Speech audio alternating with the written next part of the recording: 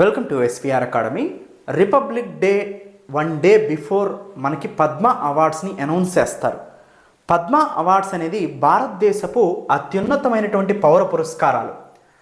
మొదటి ప్లేస్లో భారతరత్న ఉంటుంది, రెండో ప్లేస్లో పద్మ విభూషణ్ ఉంటుంది, మూడో ప్లేస్లో పద్మభూషణ్ ఉంటుంది, నాలుగో ప్లేస్లో పద్మశ్రీ ఉంటుంది. ఈ సంవత్సరం 2026 గాను 131 పౌర పురస్కారాలని ప్రదానోత్సవం చేశారు. పద్మ విభూషణ్ 5, పద్మభూషణ్ 13, పద్మశ్రీ 113. పద్మశ్రీని ఎక్కువగా అనౌన్స్ చేస్తూ ఉంటారు. వీటిలో కొన్ని ఇంట్రెస్టింగ్ ఫ్యాక్ట్స్ ఏంటి అనేది ఒకసారి చూద్దామండి. ఇవన్నీ కూడా ప్రజాసేవ చేసిన వాళ్ళకి డిఫరెంట్ ఫీల్డ్స్ నుంచి ఇస్తారు. Science and technology, education, art and culture, so ఇలా అనేక రంగాల నుంచి కూడా ఈ పద్మశ్రీ అవార్డ్స్ని, పద్మ విభూషణ్, పద్మభూషణ్ అవార్డ్స్ని, పద్మ అవార్డ్స్ని అనౌన్స్ చేస్తూ ఉంటారు. ముఖ్యంగా గణతంత్ర దినోత్సవానికి ఒక రోజు ముందు వీటిని ప్రకటిస్తారు. దాని తర్వాత రాష్ట్రపతి చేతుల మీదుగా ఈ ప్రధానోత్సవం జరుగుతుంది. తర్వాత వీటిని సెలెక్ట్ చేయడానికి ఒక కమిటీని ప్రైమ్ మినిస్టర్ ఏర్పాటు చేస్తారు. ఆ కమిటీని మనం పద్మ అవార్డుల కమిటీ అంటాం. దానికి అధ్యక్షుడిగా క్యాబినెట్ ర్యాంక్ ఉన్న వ్యక్తిని నామినేట్ చేస్తారు.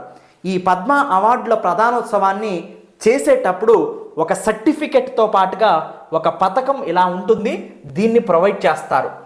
అయితే ప్రభుత్వ ఉద్యోగులకి ఈ పద్మశ్రీ, పద్మభూషణ్, పద్మవిభూషణ్ అవార్డులు ఎవరు? ప్రభుత్వ ఉద్యోగులకి, గవర్నమెంట్ సర్వెంట్స్కి వీటిని ప్రొవైడ్ చేయరు.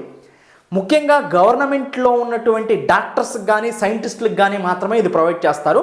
మిగతా వాళ్ళకి ఎవరికి కూడా, గవర్నమెంట్ సర్వెంట్స్కి ఈ పద్మ అవార్డ్స్ని ప్రధానోత్సవం చేయరు.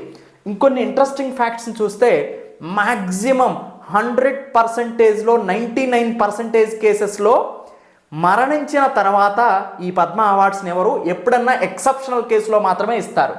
అండ్ ఒకసారి పద్మశ్రీ వస్తే పద్మభూషణ్ ఇవ్వడానికి 5 సంవత్సరాల గ్యాప్ తీసుకోవాలి. పద్మభూషణ్ వస్తే పద్మ విభూషణ్ ఇవ్వడానికి 5 సంవత్సరాల గ్యాప్ తీసుకోవాలి. మినిమం 5 సంవత్సరాల గ్యాప్ తీసుకోవాలి.